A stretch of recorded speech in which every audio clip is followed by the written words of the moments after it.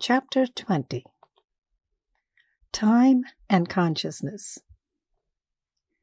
Remembering the pain in my chest and the consequent near-fainting spell on that first night after returning from Palm Springs, I find myself with a deep and increasing inquisitiveness about the human body. I am not able to understand anything on the basis of my present knowledge. If there is anything to the rising of the Kundalini energy, it must be entirely physical matter. I don't know why I'm thinking about this.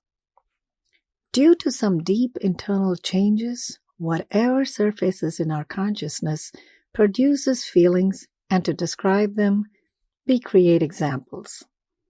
The chakras, multicolored lotuses, triangles, rectangles, and hexagons are all a product of our vivid imaginative faculty. In the absence of well-defined knowledge about what is happening in various parts of the body, imaginative pictures are born out of religious and spiritual thinking. Such things cannot be found in biology books. I don't think internal changes in the body can produce a clear answer. The change that is taking place in me, and as a result, whatever the feeling that is generated in my mind, is not informative enough at this stage. But I can clearly understand that the energy being generated is forcing me to be absorbed constantly in such thoughts. However, I also know whatever thought finds, it must be from the information that is available in our culture. One morning in Palm Springs, a day or two before leaving, while Yuji was cooking oatmeal, I told him of my various experiences during meditation. He totally surprised me by asking how I used to meditate, what my practice was in that organization. I said, getting up at dawn after washing hands and face, or if possible taking a bath, we sit in a specific place and begin meditating in such a way that there is no discomfort in the body. Keeping our eyes closed, we have to imagine a divine light in the heart. Since we have no idea what the divine light looks like, we have to keep our mental focus on the heart. During meditation, if we realize that we are not able to hold a thought and are thinking about something else, instead of criticizing and condemning ourselves, we have to simply bring our attention back to the heart. We have to meditate for a minimum of half an hour and no more than an hour. After meditating, we take a few moments to remember if any experiences have taken place. If we have seen or heard anything, we write it in a diary. This is the method for regular morning practice. 3 days after starting meditation, suddenly it felt as if I saw a light slowly appearing, whose glow seemed to be like a candlelight coming from behind an oil paper in darkness, but it disappeared as soon as I became conscious of it. Within a few days, seeing a flame and hearing the sound of resonance during meditation became very common. Yuji did not permit any further discussion on these matters and asked me if there were any directions given to do anything at night. I said, at the end of the day after finishing work, we sit in the same spot for meditation and try to wash away layers of impressions from the inner recesses of the mind. Regarding this, one should do as much as possible, and for the rest, leave it to the Guru's grace, praying for his help. There were clear instructions about how to seek help from the Guru. Yuji asked me, what kind of instructions? I replied, before going to sleep, we were told to invoke deep feelings for the Guru and pray thus. O Master, Thou art the real goal of human life. We are yet but slaves of our wishes, putting bar to our advancement. Thou art the only God and power to bring us up to that stage. Yuji listened with great attention to what I was saying. Then, surprising me completely again, he remarked that this was not the kind of prayer to be addressed to the president of the mission. Lying in my bed, I'm thinking of Palm Springs, and time and again, Yuji's face floats in front of my eyes. Though I went to the lab this morning, I only feel like thinking of where the similarity lies between my spiritual practice and my experiences in Palm Springs. The basic premise behind the spiritual organization I was associated with was to practice all techniques in order to develop love for the Master. There were different rules and regulations for how to bring this about, but the one that was most operative was quote-unquote constant remembrance. If you remember him constantly, carry his photograph with you, then love and trust would develop. My state of mind at present, however, is such that I feel this is only possible if it develops from within. A nomadic and unique individual called Yuji Krishnamurti has created such a space for himself in my conscious mind that it will not be possible to forget him for a moment, even if I try. Such events happen by themselves. It is not possible to make them happen by practice. As I think of Julie and her deep connection to Yuji, this point of view becomes stronger. A sharp pain in my chest interrupted my sleep. I glanced at the clock. It was the same time as the night before, 2:00 in the morning. An unknown apprehension brought my sense of hearing to a heightened level. I could hear my own heartbeat, threatening to burst the eardrums. The memory of last night's torture flashed like lightning on the screen of my mind and then disappeared into darkness. The pain became sharper. It felt as if a sharp-pointed object was making contact with my heart. Immediately there was pressure in the heart, and an even more intense pain followed. After a few intolerable moments, the waves of pain flowed from the heart to the whole body. Then, slowly, the body began to lose all feeling of identity.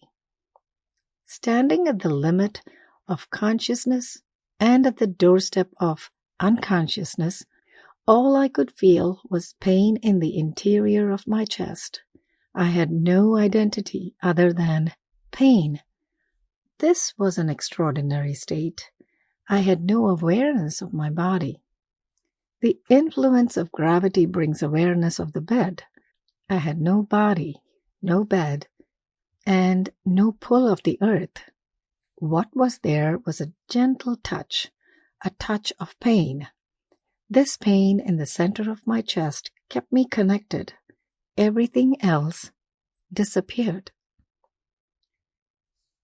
I was just a lump of meat without any feeling or ability to move.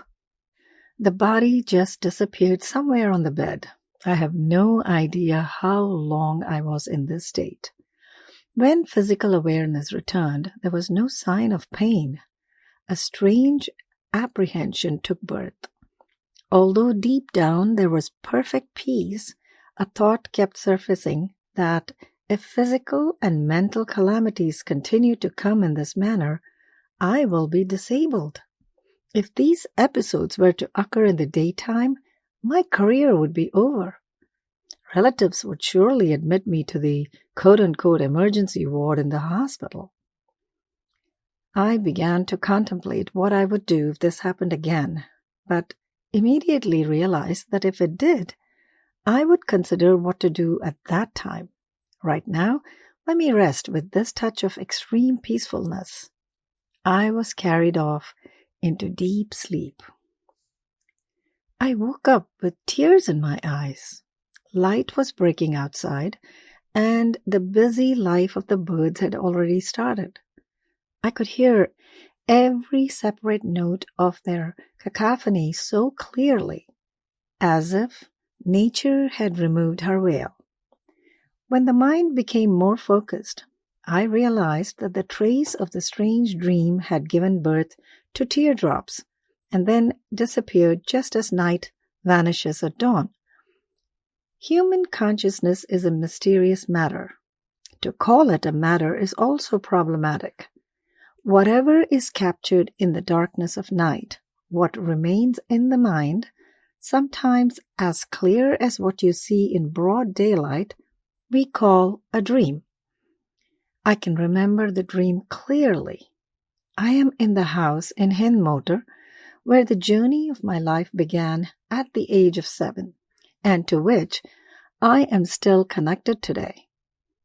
The afternoon has rolled into early evening. The house is quiet at this time of the day, and my brothers, sisters, and relatives are out. The cook and the helpers who are supposed to be in the house are probably asleep. I am alone in my room. Suddenly, I see my father opening the door and entering the room. He looks very tired, fatigued, and lean, as if he had been searching for something for a very long time. A smile breaks out on his face as soon as he sees me. He says, "I feel immense peace just seeing you. In the company of an appropriate person, you have become a real man. I met so many people in my life and often thought that if I met someone like Sri Ramakrishna, I would have perhaps gotten a taste of Brahmagyana, but I could not find such a person. Now, all my exhaustion has vanished just seeing you. You are unable to understand. This is not an easy thing, but by just seeing such a person, a deep respect and devotion arises in the mind."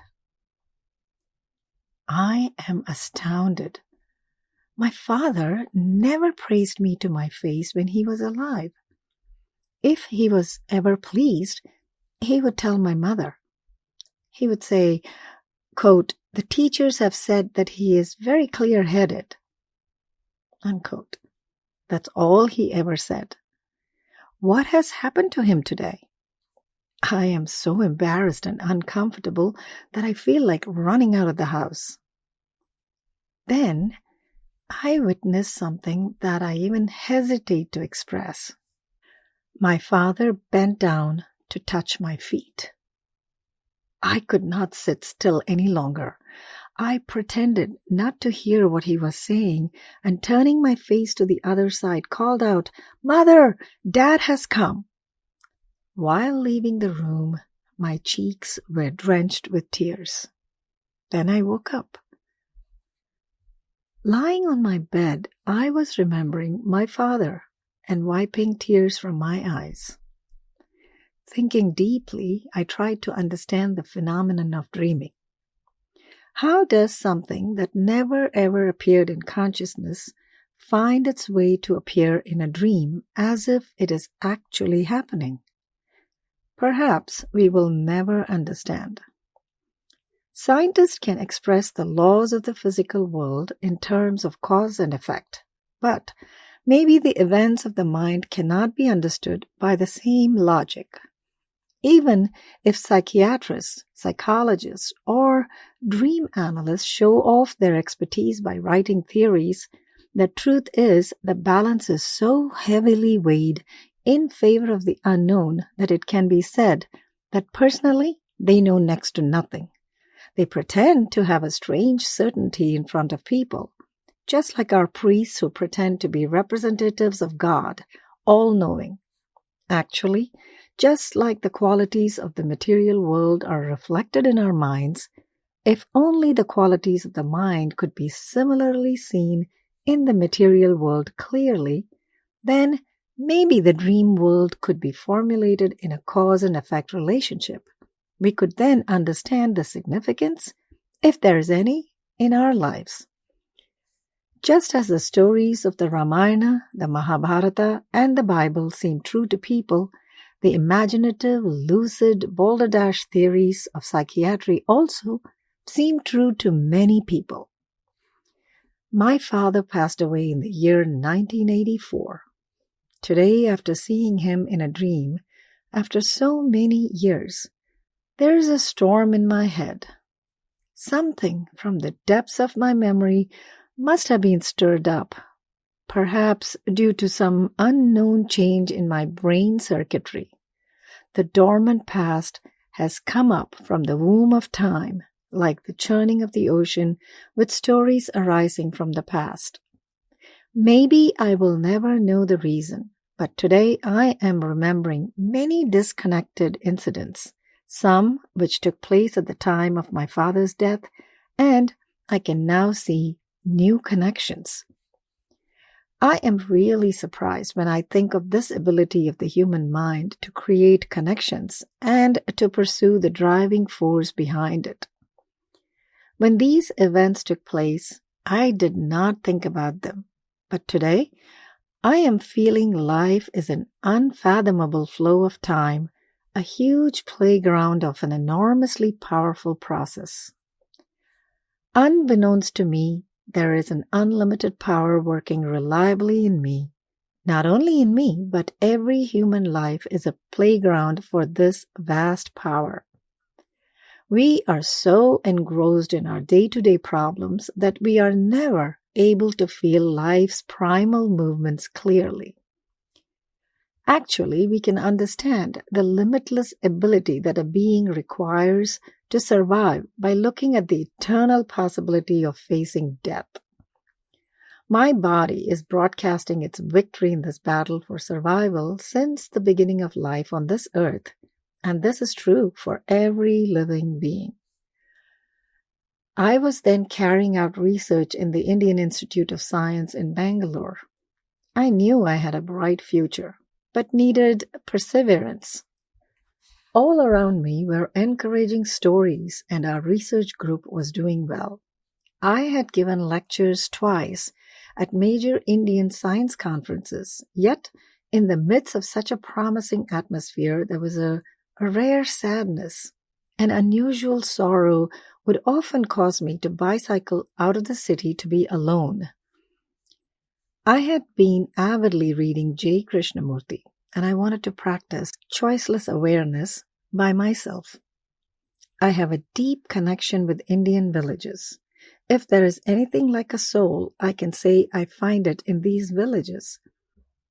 In my childhood, every summer holiday was spent in my paternal aunt's home, amongst the grain fields and mango orchards and summer storms called Baishakhi, crickets chirping at night in pitch darkness, all of which mesmerized me. Later in life, putting my studies aside, I again went to the villages to work for the poor and the exploited and tried to make their dream of freedom come true. This was nearly 10 years ago, and I vividly remember those times. What was it that made me play fast and loose with my life, and that caused me to immerse myself in that kind of activity? No logic can answer that question. I was living a passionate and dangerous life where the threat of imprisonment and death followed me like a shadow. Some of my close friends had already been caught and jailed, and some of them, while going from jail to the court of law, had been illegally killed in the name of an quote-unquote encounter. Others had to undergo extreme torture and coercion. It happened many times that if I had arrived somewhere 5 minutes earlier or later, my fate would have been similar to theirs. Once I had reached a village where the previous night rifles had been stolen from the local police station. The policemen from nearby stations were hunting for the accused like a pack of hungry dogs. I belonged to the same underground party, although I knew nothing of this incident. At 10 a.m., the town was deserted as if stricken by an epidemic. Walking down the street, I became uneasy and suddenly noticed a widow beckoning me towards her house. When I came to her door, she said without any hesitation, "Many people have been arrested, and the situation is extremely dangerous for people like you. As soon as possible, you must run away." She herself took me by the hand and dragged me to the bus stop by a road that was trouble-free. Later, when I got news of the quote-unquote action, I realized how narrowly I had escaped from the jaws of death. Today, I feel surprised by the play of destiny. Nature's mercy was evident. I never received even a scratch on my body. The year 1974 was very eventful for me. The purpose of our agitation was to wipe out the torture and exploitation of 80% of India's population, which had been taking place through the ages. It was a movement to turn the 70s into a decade of freedom. Now, due to the desperate attacks from the government's armed forces and a reactionary coalition, our movement had been broken into smithereens. I was sick, alone, and on the run. Today here, tomorrow there, and where I would be the day after was not known. Finally, I turned up at my aunt's home, of which I have so many fond memories from childhood.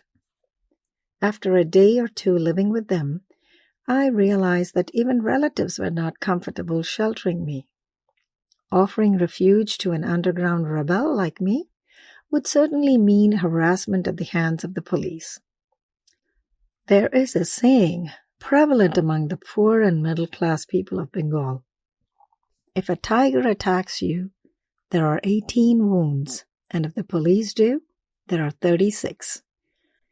Ordinary peace-loving citizens would prefer to stay far away from police lists or getting enmeshed in the mysterious maze of the law. I could sympathize with their situation, though it hurt me. I had been the blue-eyed boy to all my relatives, and my father, being a doctor, had been very helpful and kind to all of them. They were very nice to me, yet I sensed a deep fear in the back of their minds. I decided to leave West Bengal. At 14, a new chapter of my life had begun when I was sent to the boarding school affiliated with the ashram of my mother's guru. At the school, we were compelled to memorize shlokas from the Bhagavad Gita.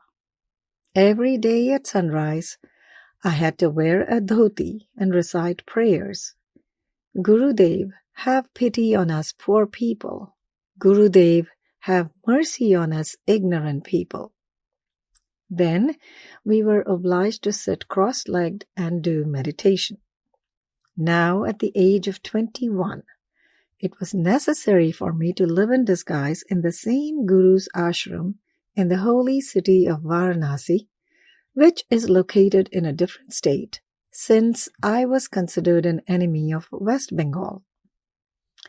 In religious matters, my mother was influential and impressive. There was no dearth of people she knew, and she had made all the arrangements. At the Varanasi ashram of Paramahamsa Durga Prasanna Brahmachari, my stay for an unlimited time was finalized. At the time my departure was being finalized, I was living in different places daily. The news from home reached me regularly, and one day word came that caused everything to come apart from me. My father was unwell. A tumor had developed in his throat, and doctors had advised a biopsy as soon as possible. My mental state at that time surpassed the limits of my work capacity.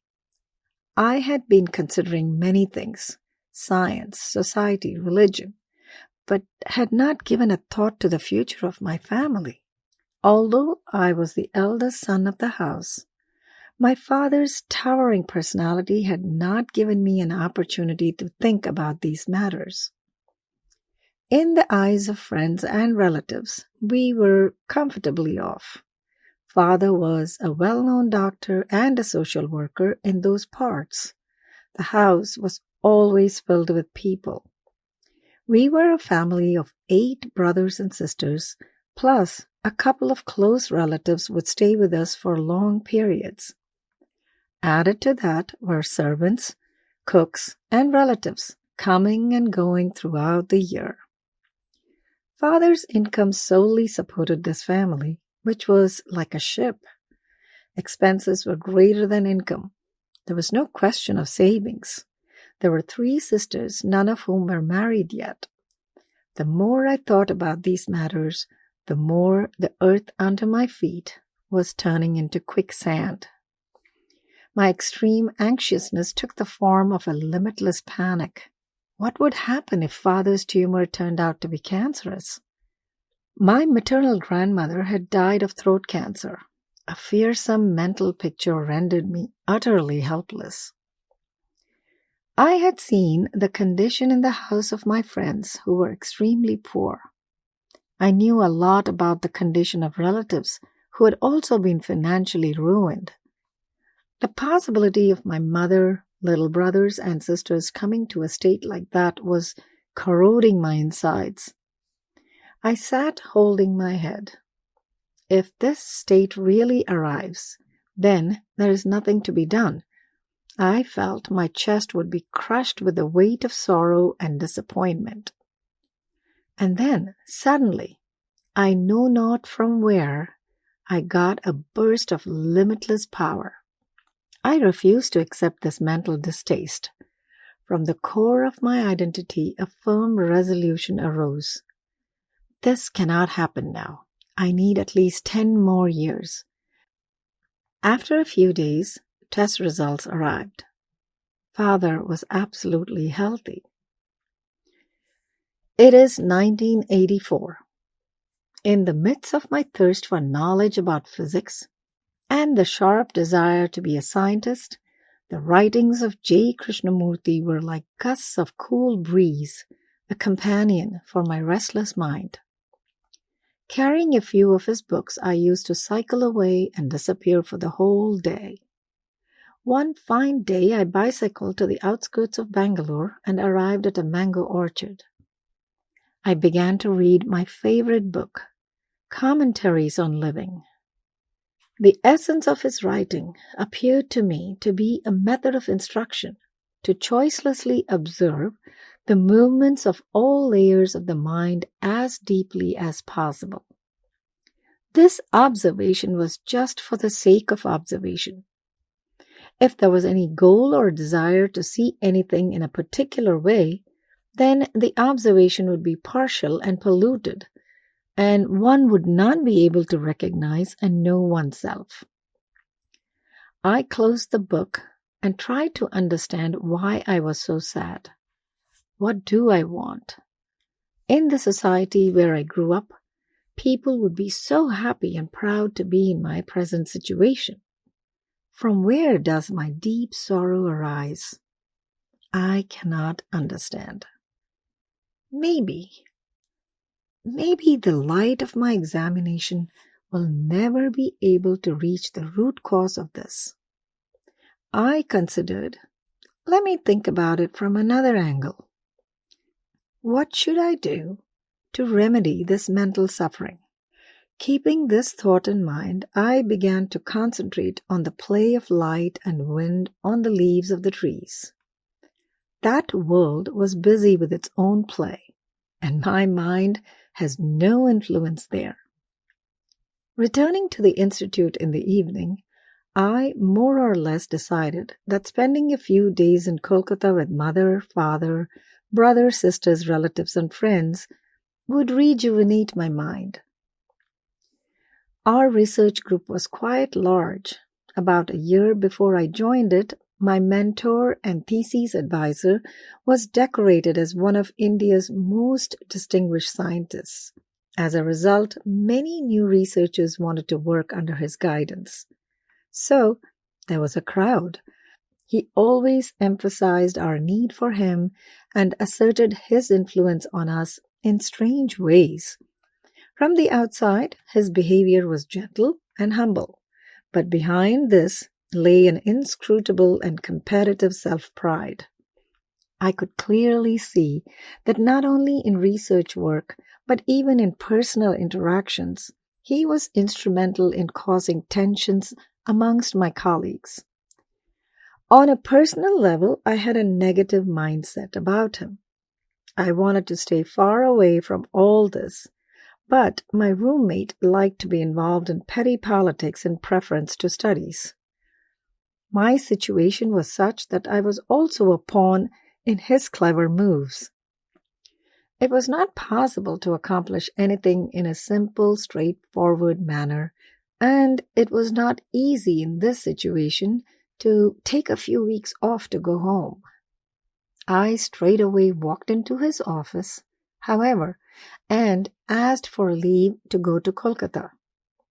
I knew what he would say in his insinuating way, that my work was not progressing as fast as he thought it should, and that it was very important work. If others completed this work before me, it would be difficult to publish it in my thesis. I did not want to argue, but just felt a strange compulsion to go. From my mouth, the words came tumbling out. "Father is sick. I have to go." When I left his office, I felt terrible. I asked myself if it had been really necessary to say this. For the last 7 years, I had been staying out of West Bengal.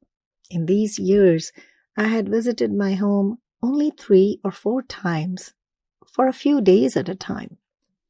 The railway station in this area is called Hind Motor, after the Birla Group's Hindustan Motors Company, which manufactures the Ambassador car.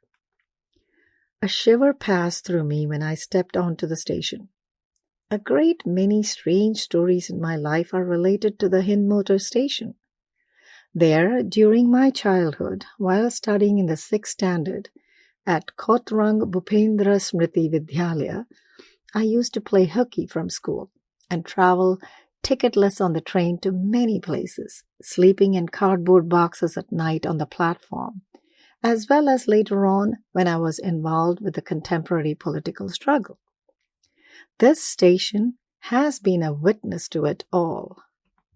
Getting down from the train and proceeding towards the rickshaw stand, I noticed a few familiar faces.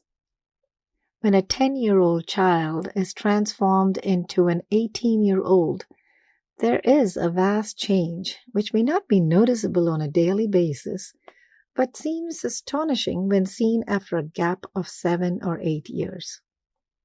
My father was a well-known doctor in this town. One could just give his name to any rickshaw puller, and he would be taken straight away to our home. An acquaintance hailed me at the stand and said, "So, you're back after a long time, eh? Come, get in my rickshaw. I am going towards your house." I have known all of these people since my childhood. Their world is limited to a few nearby stations. Their boundaries are so small that they cannot even imagine how far away I have ventured from them. The rickshaw driver wondered how I could live in a place where I do not understand a word of their language. How do I stay there for so many days? Do I earn a lot of money? I replied, No, I study there. That surprised him even more. Getting down from the rickshaw, I looked at the house. There were no changes in the last 3 years. Originally, our house was built with just 2 rooms. In one, we all lived, and the other was used as my father's dispensary. I was 7 years old. Then, one room after another was added over the years. Now the house occupies the full plot of our land. On a portion of the house, a 2nd story was added and then a 3rd. Ever since I became aware the house has been in a state of construction. There is a busy air about it. My father's name is Ajit Ranjan Guha, and his nickname is Manu. My paternal aunt would always say that there was no dearth of rooms in Manu's house, but there is no place to sleep also. But today, the house looks like a ruin, desolate and deserted. Not a sound anywhere. I paid the fare, opened the gate, and crossing father's favorite flower creeper, knocked on the door. The old-time cook, Panchurma, opened the door. She stood staring at my face in surprise. I asked her, "Have I changed a lot in 3 years?" Without replying to my question, she said, "Nobody is at home. All have gone to your elder sister's house in Goriahat. Your father is in the hospital. If you go to our house, you will know everything." Soundlessly, I pushed my tired, sleepy body, wearing unwashed clothes from a 2-day journey, towards the crowds of Kolkata. Reaching my sister's house, her first question was, "Did you come by plane?" I asked her in turn, "Why are you asking me this?" She replied, "Father has been admitted to PG hospital. He suffered an heart attack. I was not sure what the outcome would be, so I sent you a telegram yesterday." While taking off my shoes, I answered in a mild tone, "I do not know anything. I have come by train. When I reached home, Panchurma told me that you all are here, that father is in hospital." Everybody was staring at me in surprise. My mother did not speak a word. Her eyes were brimming with tears. The burden of the huge family was now on Ma, my older sister Didi, and her husband. Ma made arrangements for my food and then asked, "Really, you did not get the telegram?" I replied a bit forcefully, "You all sent the telegram yesterday. It takes 2 days to come from Bangalore to Kolkata by train. I booked my train ticket last week." Ma was perplexed, and talking more to herself, she said, "You have come home after so long in this strange manner. Who knows what God's wish is?" In the morning, all of us together went to PG hospital, where my father was in the intensive care unit. The doctor gave us permission to go alone inside the room. Father's face had completely changed. He was a handsome man, but now he was very pale, no color in his face. Perhaps many years before, his body had begun to weaken and his health deteriorated, but we were unaware of this. He had such a sweet singing voice, but now, when he called me by name, his voice was totally unfamiliar. I was filled with deep grief. From childhood, we all used to worry about mother's health because she frequently fell sick. We never worried about father's health, but seeing him today, I felt he had very little time to live. In this fragile condition, he gave me a full account of all the instruments that were attached to his body and the function of each one of them. Finally, he said, "The treatment for a complete cure for this sickness has still to come here from Western countries." My grief increased, and I felt utterly helpless. A staff member came into the room and asked my father very respectfully, "How are you, Dr. Babu? Hope you're eating properly." After I was introduced to him, he took me aside and told me, "For the last 2 or 3 days, I have been assigned to do the cleaning here. To tell you the truth, your father is such an unassuming man. Even in this condition, he is thinking about my welfare. I have not seen anybody like this. Your father told me about the importance of trade unions, where they were useful, our rights as human beings, how we are subjected to social problems, and how we are being exploited. He explained everything. It is my greatest good fortune to have been able to speak to a person like your father. I wondered how my father could speak so much in this condition. There were many people now in my sister's house. I could more or less feel that the chances of Dad coming back from the hospital were less than 50%. We were all united in the opinion that even if he came back from the hospital, there would be a sea of change in the daily routines of our family. Our minds create a future in a strange manner. If we are not able to create a meaningful, stable picture, then the thinker passes his days in an uncomfortable situation, searching all around for rays of hope. The state of mind of the people in my family was so fluctuating and emotional that no scene arose on the screen of my mind that could be termed hopeful. As it was, I was scarred from inside after talking to Dad, and added to that, there seemed to be no hint of even a faint ray of light on the other side of the dark tunnel of the future. I had fallen into helplessness. Only one bit of knowledge was comforting, which was that all three of my sisters were married now, and each son-in-law loved the brothers and respected my parents. Thus, things went on for a few days. I felt bad whenever my elder sister had to spend money on medicines and other necessities. I was the eldest son, yet the money I had for higher studies was barely sufficient for my own survival, so no question of helping financially. I felt helpless in the situation due to lack of money. If I had been totally unemployed, I would have felt less mental suffering. The reason being, lack of expectation makes it possible to be free from the pricks of responsibility. Still, everybody in the family was so proud of me.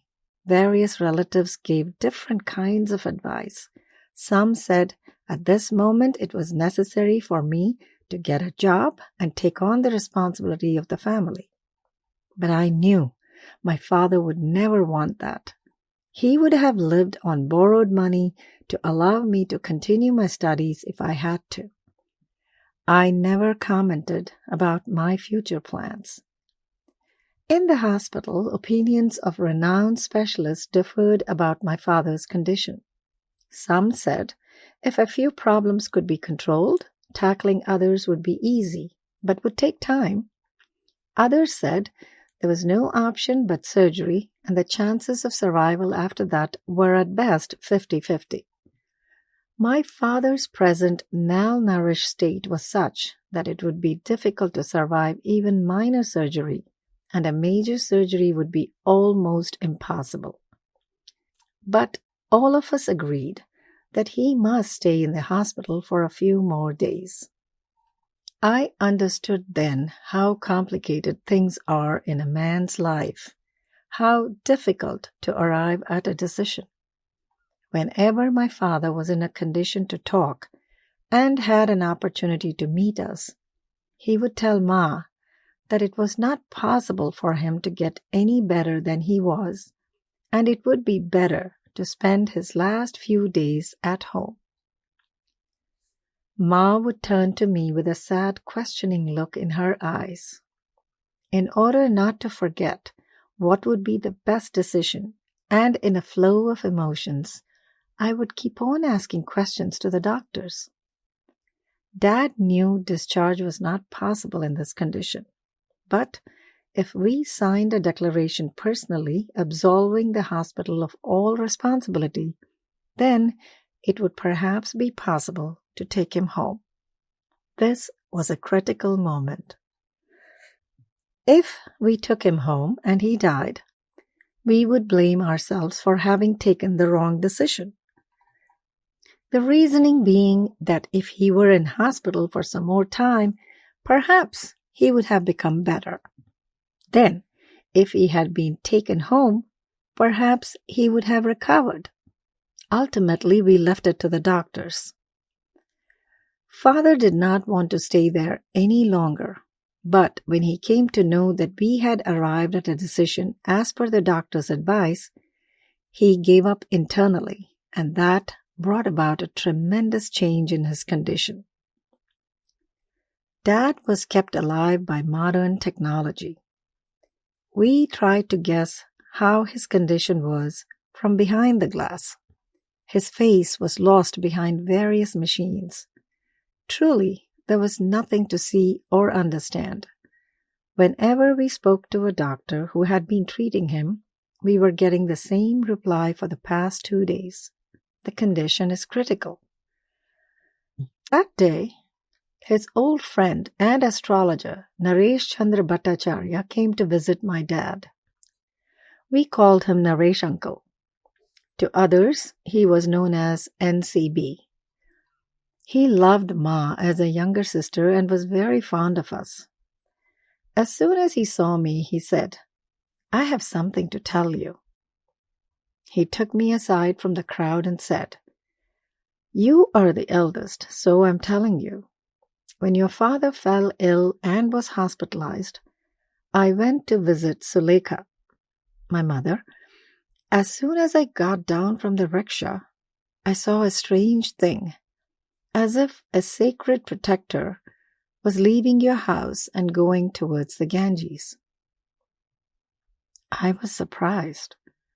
I remember NCB had told me a long time back that there was a special grace of God on my father. By God, he meant Sri Ramakrishna Paramahamsa. Absolutely astounded, I stared at his face. Keeping a hand on my shoulder, NCB said, "You have to take care. You are the eldest. Be ready. It is time." That day, the last breath left my father's body. June 20th. My dear friend Lakshmi's birthday. My desire to serve as a physics teacher for a paltry sum in the J. Krishnamurti school and to conduct my spiritual practices in his company was postponed indefinitely due to my father's death and the necessities of family life. I am thinking of the events surrounding my father's death. I'm thinking of NCB's prediction, and that he had a special ability in these matters was clearly proved later. After getting a job as a scientist in the Space Research Center of Bangalore, I had invited him to visit us. At the dining table, he suddenly said that I would not last long in this job and that I would settle abroad. I said, "Perhaps Bangalore is my foreign land." He interrupted me and said, "Within 2 years, you will have to cross the 7 seas. His prediction came true to the last letter. I'm thinking this is man's special ability, not the result of astrology's thorough knowledge. Man can learn addition, subtraction, multiplication, and division and can experiment with large numbers. But if someone can multiply 87 by 87 to the power of 7 without a moment's pause and rattle off the numbers, he himself does not know how he is doing it. Due to lack of knowledge about how consciousness works, people think this is due to God's grace. Ramanujan, our famous mathematician, used to attribute his special ability to the blessings of the goddess of his clan. When world-famous scientist Einstein heard 12-year-old Yehudi Menuhin play the violin, he embraced him, saying, "Now I know that there is a God." NCB used to say, "Your father could diagnose illness looking at a person's face." This ability of Dr. Babu was due to the grace of a divine power. Whether or not it was the grace of a divine power, I do not know, but an event took place in the cremation ground that I was very happy to witness even amidst my sorrow. The cremation ground was filled to capacity for my father's funeral. From the common man to well-known local personalities, all were present. Many people were personally expressing their condolences. Dad's body was now ready for cremation. I was about to be the first to offer the sacred fire to the funeral pyre when a sudden commotion stopped me momentarily. My friend came and told me that someone urgently wanted to meet me. Before we could finish the conversation, I saw a man standing before me.